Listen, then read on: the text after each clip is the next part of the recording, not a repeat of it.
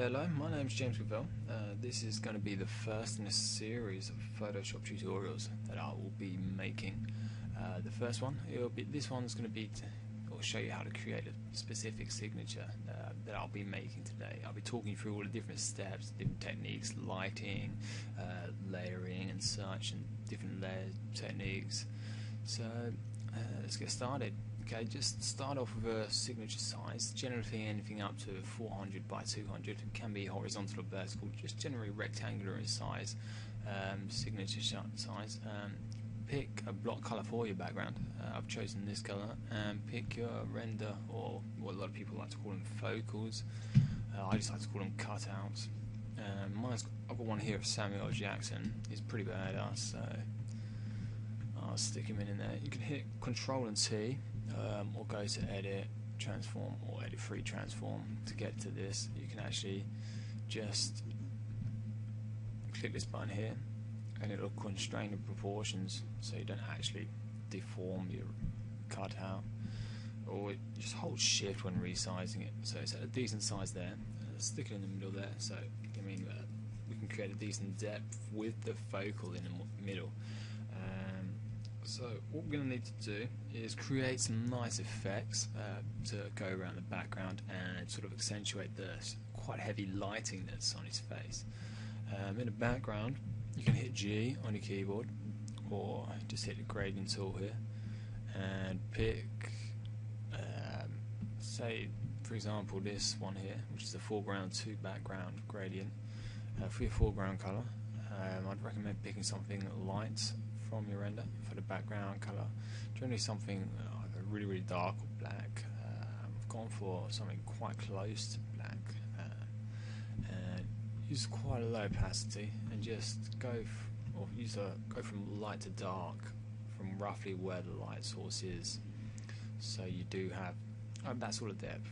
So that one looks alright. Okay, so two of those at 37% opacity. It gives us sort of just a start. So okay, first thing, we've got to blend the render into the background a bit as well. What we'll do, you can duplicate the render layer. You can hit Control and G with the render layer selected in the layers palette, or you can actually just right click on the layer here and hit duplicate layer. What we're going to do here is hit the R key and go down the smudge tool here, and go to your brushes, little, I don't know, the toolbar if you will, or that you can bring that up by hitting F5 on your keyboard. I like to use a bit of a scatter on this one and use a size jitter as well. Because I'm using a tablet, I can actually control it by prem pressure as well. So anyone who does use a tablet, it's very handy, and anyone who doesn't, I would actually recommend getting one. So what we're going to do is just slightly sort of just smudge outwards from the render here, just like so, and then just create this so the colours sort of come together a bit as well. The strength generally stays around the 80% point, but I mean, if you're using a pen, you can just change that by pushing harder or lighter anyway. Okay, so that looks alright. Messed up a bit of him, so I'll stick that behind the original layer. So you can see how already it's starting to sort of take shape. Next thing we'll do is we'll take our brush tool. I've got a selection of splatter brushes here. I actually picked them up from an Advanced Photoshop magazine, so they're quite hard to find the ones that I'm using at the moment. I've got another set here which is pretty decent as well from the same magazine, but they'll come with pretty much the same sort of shapes and such. You can create a new layer. This can be done via layer, new layer, or Shift, Control and N, the hotkey that I tend to like using. What we're going to do is going to just brush there, or just anywhere around the image, a part of the image that's actually already quite interesting. I'm going to Control and click on that layer in particular. So we've got that bit there. and we're gonna go onto this layer here and hit Control and C to copy it, and then Control and V to paste it, and it'll paste that on a new layer. So if you push the I here to hide this layer, you'll hit the V key, or just select your move tool from here. You can actually see all the splatter that has actually been selected.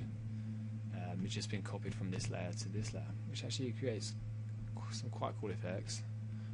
What we can do is play around with it until we see it actually starts to look alright. Hit Control and T so you can sort of rotate it as well. So you can also just get a taste for it. Okay, so it looks pretty decent there, so you just hit enter or whatever, and then you go onto your eraser tool and erase the bits that you don't want. So I see a little bit here that I don't like, so I'm going to get rid of that, but the rest of it looks pretty nice. Again, you can just readjust the layer so you can have it above or below any specific layer.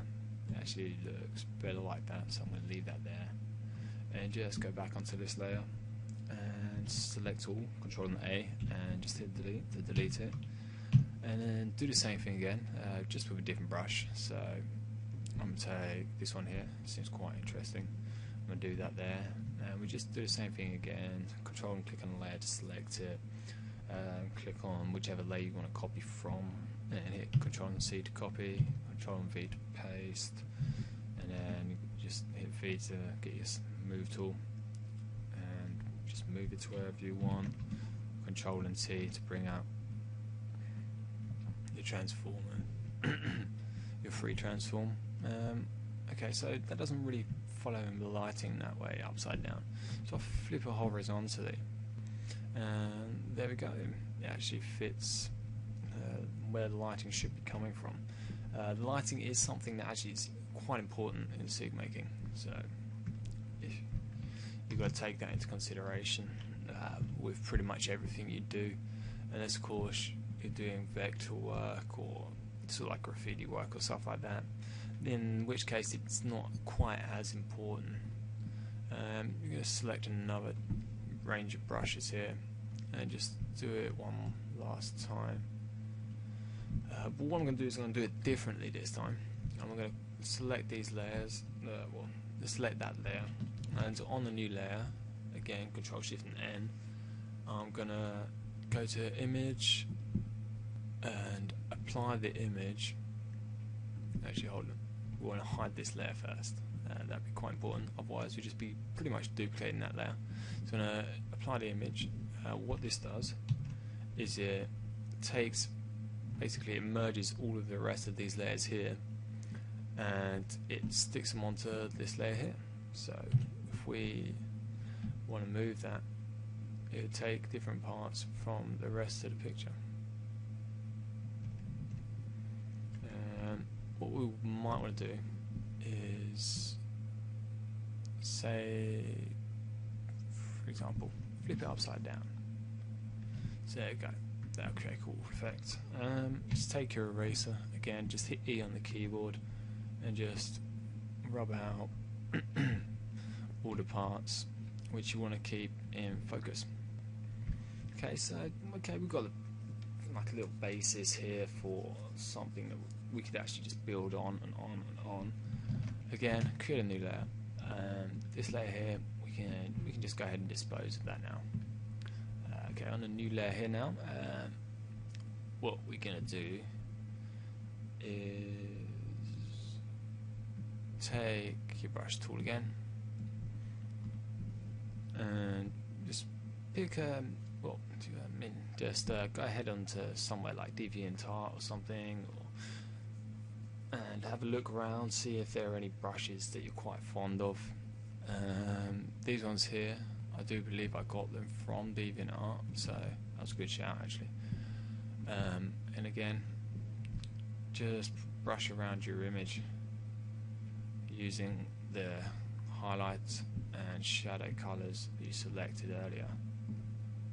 Yeah, don't worry about being too fussy at all.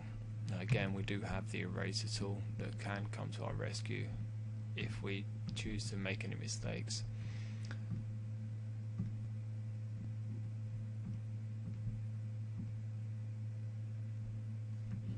what I'll do is I'll change my brush so I can actually change how much I'm erasing as well, so that's quite handy. So that's added a bit more depth, but we can also again play with it, see where it looks best off. And to be honest, I think it looked best on the top, as it sort of blended everything in with the background. I'm actually not liking this bit here up by Sammy's head, so we're going to get rid of that. Okay, so at the moment still looking quite decent, looking alright, but nothing really too like stand out. It just looks like a standard SIG at the moment. So what we're going to do, again, on a new layer, hit S on your keyboard or go over here, select your clone stamp tool, and what we're going to do, again, take another random brush. Yep, don't accidentally clip somewhere without holding the alternate key and selecting where you want to brush, where you want your source. So I want to take what's there, what's here, and I want to put it over here. But pretty much that's what the clones tool does. You can just continue to do this over and over again until you get really something that you like. And again, just erase the bits you don't like. And that's okay. So we can change the blending mode of this one. I want to change it to soft light, just so it gives a bit more colour. Another thing I want to do is, again, a new layer, take your clone stamp tool again, and what I want to do this time is go back to your original brushes, your defaults, take about 9 or so, just a hard round brush, and what I want to do is go to scatter, so we can change how it like sort of appears. It will sort of, instead of going in a straight line, it will scatter around. And want to change the shape dynamics, so the size jitter as well, so we don't want it all coming out the same size. Again, take